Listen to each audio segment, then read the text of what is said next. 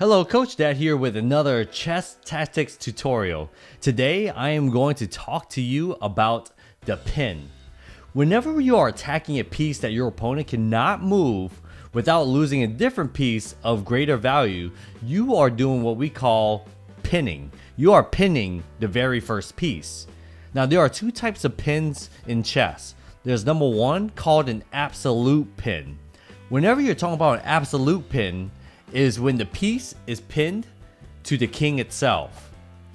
And secondly, we have a relative pin, is when a piece of a higher value is behind that first pin piece that we're talking about right here. And the pin is one of the most commonly used tactics in chess, so you should study it very carefully alongside with these videos, but bear in mind that any piece is vulnerable to a pin, but only a queen, a bishop, and a rook can do the pinning. A knight, a king, or a pawn can only play the victim.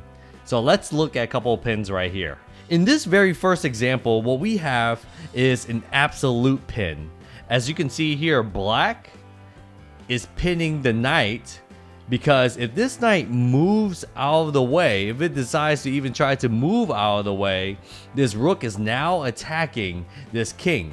And when we're talking about pinning, think of it as a wrestling match when an opponent has pinned another person to the ground and holding them there, making sure that they cannot move, that this absolute piece cannot move, because if this knight were to move, the king will be in check, and in chess that's an illegal move.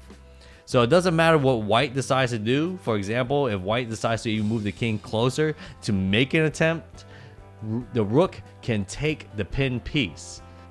I encourage you to solve these chess tactics puzzles alongside with me.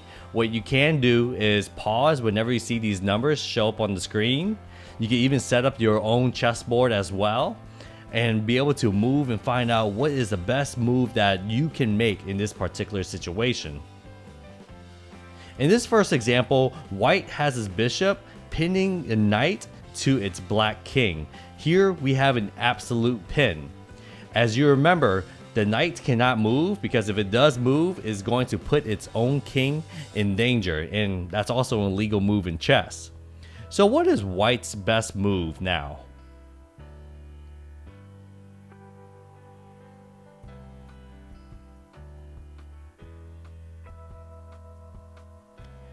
If you said d5, pawn moves to d5, that is the correct answer because the knight itself is worth 3 and the pawn is only worth 1.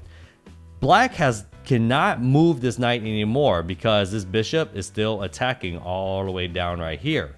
So in this example, it doesn't matter which move black makes right now, he's going to lose its knight to a pawn. So for example, we'll just make a wasted move right here. We'll just do something like this. And then guess what? White is able to capture this black knight with just one pawn because it utilized and took advantage of its pin that it created earlier in the game. In this example, we have white to move. Can you find the best move?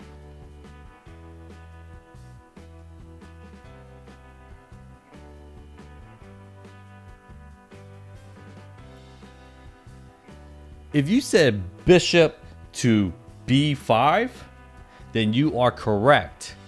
Right now, what we have is the bishop has created an absolute pin of the queen to its king. This queen cannot move out of the way because this bishop is now attacking both the queen and the king right behind it. But what about this? Can the queen just capture this bishop right here? As you remember previously in our videos, that developing your pieces is a really good way to start putting pressure onto your opponents. This bishop is guarded by its own white knight. In this position, the queen is going to be lost anyway, so the queen will capture this. Therefore, the knight is going to take this queen. In this example, I'm going to give you a little preview. White captures the pawn on e5, and then black responds by capturing this knight for free. Now, is this a good move for black?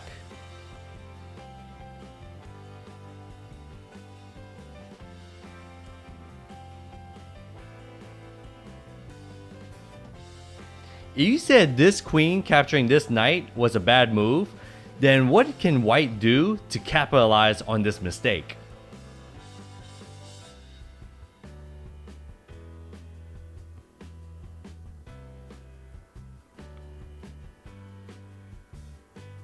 If you said rook to e1, then you are correct.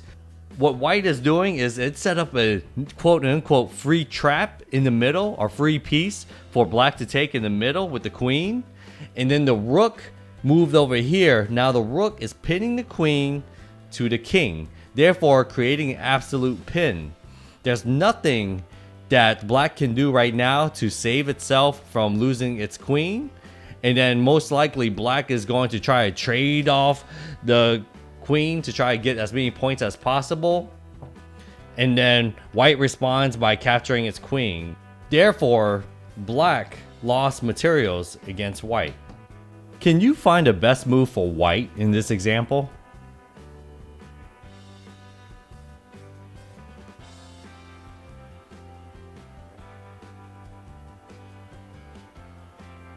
If you said queen to a4, you are correct. There's nothing that black can do to save its knight. This knight is now pinned to its own king. Therefore, you can't do anything to save this knight. And in any future move, the white's queen will be able to capture black's knight right here. In this example, can you see the best move for white?